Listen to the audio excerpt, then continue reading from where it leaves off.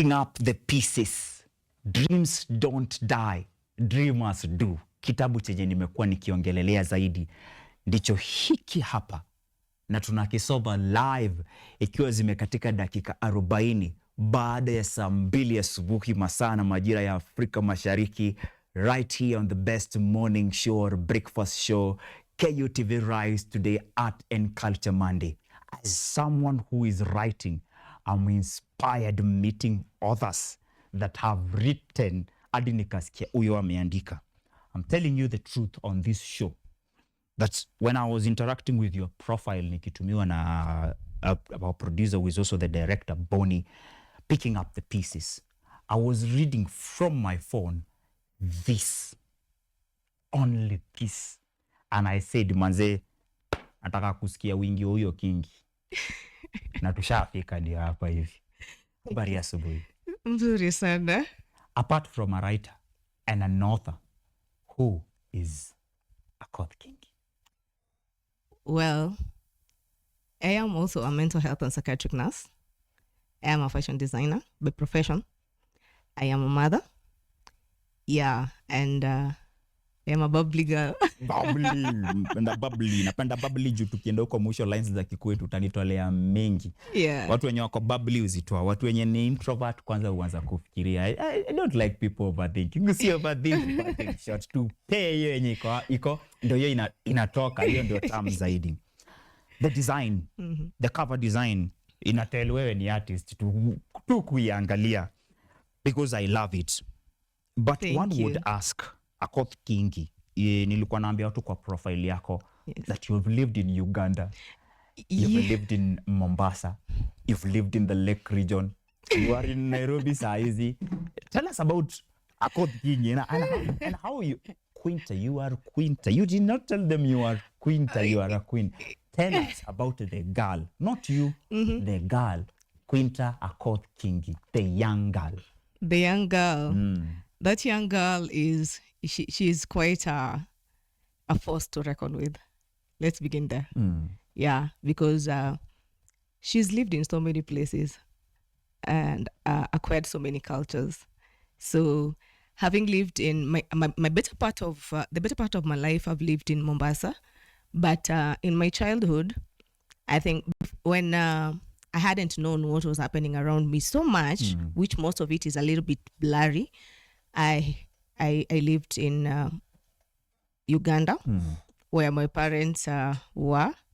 Yes, I'm a very proud daughter of a fisherman. Bana. Yes, traversing through the lakes. I'm hearing you near water bodies. Yeah, I'm hearing of you. course. I'm hearing you. You can feel the near tides. Uganda and Lake Victoria. Yes. And then ukishaanza kuona venye vitu ziko and they are not blurry. I'm seeing you kwa maji mengi around the pwani ya Kenya. Yes. Growing up, you went to school. You schooled in Mombasa. I schooled in Mombasa. In Pwani. Let me say Pwani because Mombasa ni kaplace kadogo. It's just county 001 ya Pwani yote ya Kenya. And sometimes when we speak of Pwani, watu wengine wa Malindi, Kilifi, they want to beat us and they love asking us, are we not wa Pwani?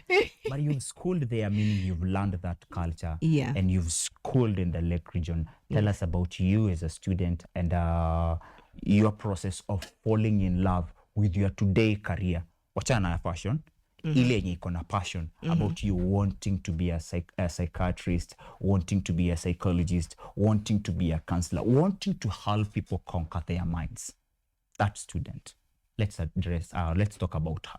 Well, having schooled in Mombasa, I think that was the best experience of my education life that I wouldn't trade for anything whatsoever.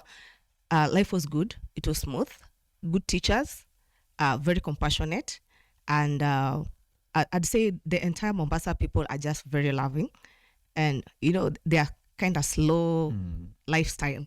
It's accommodative. Yes. So regardless of whether you're a performer or not, you are in the group. You are accorded the pupil respect because because their work is to nurture. So they nurtured as well.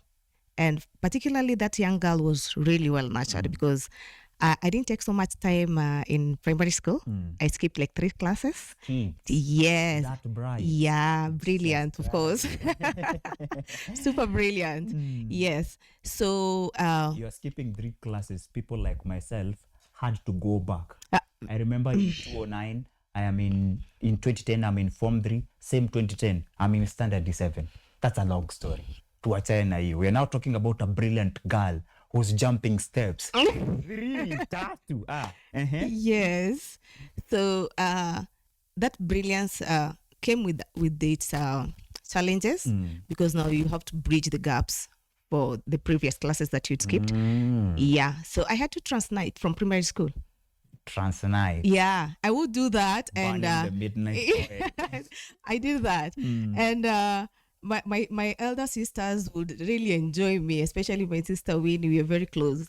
She would enjoy me, and to date she would tell me, "Now, do you still put your legs, your feet under the table with cold water?" Wait, that you you can used to study. do that? Because I used to do that, and that was I think those were the best moments of my life, because you are in a very competitive class and you need to up your game because you're also used to being at the top, so you want to stay there. Yeah.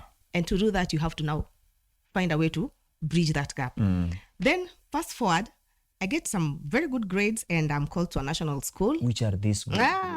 There's one I'm not going to mention on camera because I didn't get to go to my favorite school. So yeah, I never fear talking about my grades myself. In 2007, I had 300.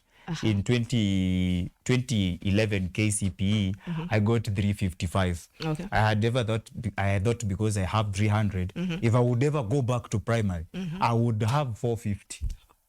Nilipanda na 55 only, but I'm always proud of talking about those numbers in a system yenye 844 iliisha, wakaleta CBC, ile C ikawa confused zaidi, wakaeka E, wakaita CBE. You're so funny. So, well, my father, I think, was a bit obsessed with us schooling in Nyanza. So regardless of whatever grade that you got, whatever marks you got, your school had to be in Nyanza. So he looked for a national school in Nyanza. Another culture. Yeah, yeah. Because my brother also started in Mombasa High School at Aga Khan, but swiftly got moved to Homa Bay High School. Because they say Mwendatezi na Homo Marejeo. Ngamani. Is that Ngamani? Yes. Homa Bay is where we are. Yeah. So he had to be moved to Homa Bay. Then my sisters had to be moved to also another school within Homa Bay. Then now came me and my other brother. But now let's talk of me. I have a dream. I have dreamt of going to a specific national school, but then I don't get to go to that national school. Yes, because you have to go to a national school where your father has chosen. Yeah, Ngamani. So I find myself at Kisumu Girls High School. Yes, and I think that's where my dreams began. You are in Kisumu Girls. Yes. And you are not afraid of biology, physics, or chemistry. Of course I am not. And your chemistry has taken you to a mind. After high school, what did you decide to do? In high school, I remember around Form 2, you told me that you are beginning to write. Yes. What is this doing to your mind? In Form 2, actually, the reason as to why I started writing, in one of the holidays, I was home and I wrote a letter to a friend of mine who was joining campus. It was a friendly letter, but because it was a male friend, it was not a friendly letter. It was. Oh, it was a friendly letter. I wrote to my friend. I am sure he's watching this and he'll be laughing the entire day. So I wrote a friendly letter to my friend. Like, I was so proud of my friend. At least he'd made it to campus. Yeah, it means something. Like, I'm seeing myself somewhere. You see, because it's just one thing to be in high school and it's another to succeed and go to campus. Yeah. So I write this letter. Then the mother, actually we were neighbors. The mother finds the letter, runs with it to my mother. I'm with my mother in the kitchen, and she's like, I love how she came. Mama Brown. Queen Amiadikia. Let me not mention his name. Yeah. But I am seeing it. Yes. So this is friend of yours is also a family friend, meaning Mama yake Trust me. anajua we mama are in the yako. same place. Same block. Yani alikuseti hivyo. Yeah. So she came running with the letter and then she starts reading. Hey, Oh my goodness. The moment my mom had the first part, she was like running wild and she took a mwiko, What? slapped me on the cheeks. Wow. And I think what she said, the slap on the cheek wasn't even what hit me so much. But the fact that she said certain words that were so screeching, I have never found the right way to put this. Yeah, I love it when I write this statement. Speaking of it is, but this is what she said nonetheless, because now it's in the book. Unataka kukufa kama mama yako mwenye alikufa na ukimwi. Wait a minute. I need to give that a pause. We are now introducing a writer and baptizing her by fire. We've started with a slap. Yes. And this writer, whatever she is writing, seems like a eulogy to them. Because this writing may end you 6 feet deep. Yes. Hey. Yeah. So I'm left dumbfounded for a while and I'm like, so my mother died of AIDS. Wow. And in a world where AIDS come with a lot of stigmatization, it comes with a lot of isolation, it comes with all sorts of the negatives. Then here I am. In high school, the preaching is, do not get near men. Ukikaribia mwanamume utashika ukimwi. Starting from Form 1. Starting from Form 1. Men are bad. Not men. Are bad. Boys. Boys are bad. Yes, they are bad. They said boys kwanza wako na handwriting mbaya. Boys are bad. And the way they don't want you they to say read. it in capital letters. Yes, there's how it comes out and you feel it in bold. Yeah. You see it in their face. Yeah. They say it with a lot of, frowning facial expressions. Boys are bad. And they bring out that dramatic look. And I'm like, okay, fine. So my mother has slapped me with a mwiko, but she still did stop at that. She had to mention it. And worse, mention it even to the neighbors. Like, no. I stopped and asked myself, are you really my mother? Because, when you're taken in as a young girl, I was taken in as a young girl in the family of my uncle. When you are being adopted. I was being adopted by them. And it never occurred me for once that I would miss my family or try and start thinking about my family, because it wasn't a picture that was very clear in my head. As time goes by, there are some faces that just fade off with time. But here we are, and it's hitting on me that is the reality. That is now your reality. That is the reality. When someone tells you something at the peak of their madness, that's it. But you've written a memo here that is encouraging people to pick up the pieces. Yes. That dreams don't die, or little dreamers could die. Yeah. Are all these things that made you write this book or author this book, or how did this book come to be or come to life? Subsequently, as I was now journaling what had happened and now also relating to the things that had been happening in the family that were worrying me somehow, but I couldn't ask, because when you're a child, you're a child. And when you're adopted, you're adopted. We will not run away from it, as much as every child has a right and deserves to be treated right. At some point, I think it's made to feel like it's a privilege. Yeah. More like you don't have a voice. Yes. Hapo chakula. Unavaa nguo. Unaenda shule. Ufai kuongea. Ufai kuuliza maswali. As long as unapewa chakula. Yes. Don't use that voice. Yeah. As long as unavaa, don't use that voice. Yes. Ladies and gentlemen, the author's passion for mentoring the youth and young children, has compelled her to start the journey of writing stories such as this one. She has seen the dire need of the society to relook into its norms that no longer hold water in the upbringing of a child, and by extension, marriage and status. Living as a child who has moved from one foster family to another, to growing up, writing from her mind and heart, and that writing being an issue of criticism that maybe she wants to die. Akoth Kingi akona wingi wa mambo ningetaka usome from this book. How can they get this book and where? My book is stored at Nuria Bookstore.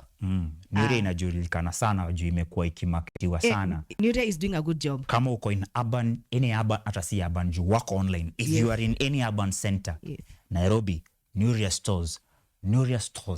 Iko Plaza. Yes. Then we are also on seller.com. I'm also currently on Amazon. You can also find the copies with me. I have some copies. Yes. Who's this book dedicated to? Nauliza hivi juu wananiambia tuko 5 minutes in. Nataka tukimaliza hivi. Nataka tuguze the heart. I have dedicated that book to young girls and boys and generally the youth.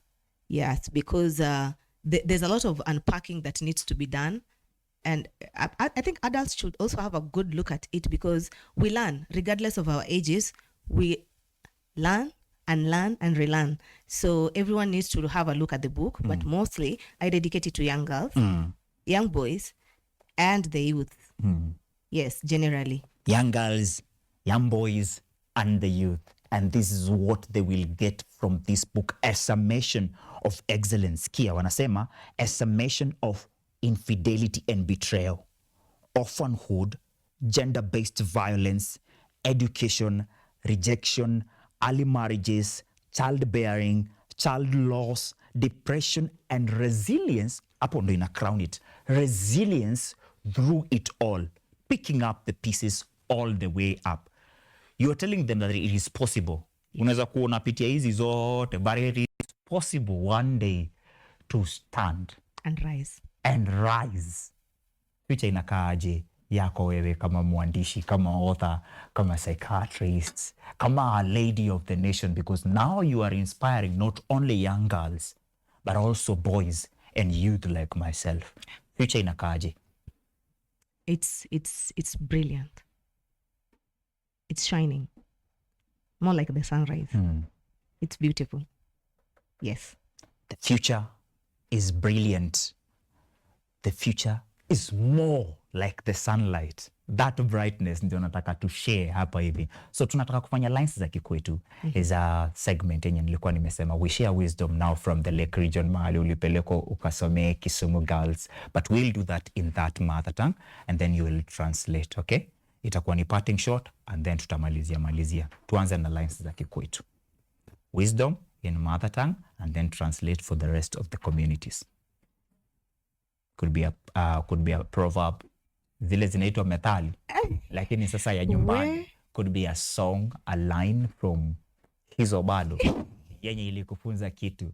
Could be a line you heard from our people in the community around Kisumu girls in that mother tongue. Hapo nilishika. Ukweli Quinta. Hapo tulikuwa tukishike nitagua lines za kikwetu. Ungekuwa umeniuliza hiyo story ya lines za kikwetu ninge prepare. But let me say this. Kwa Kijaluo, kik ng'ato chun nyako gi katedo. Kik ng'ato chun nyako gi katedo.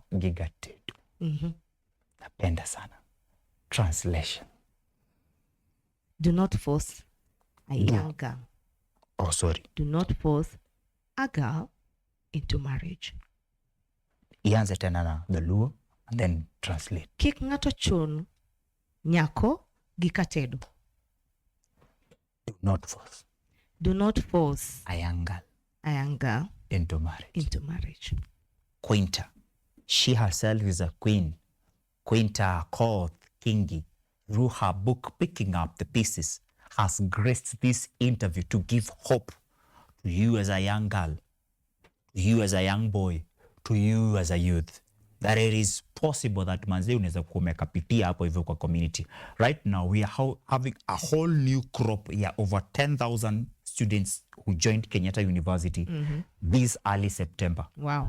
Hawa watu, most of them wamefanya maharambe kwao. They are talking about resilience and they are getting to campus. They may need a roadmap to always remind them that there is hope pale mwisho. picking up the pieces, Dreams Don't Die, Dreamers Do by Akoth Kingi is definitely a read that I'm recommending to you.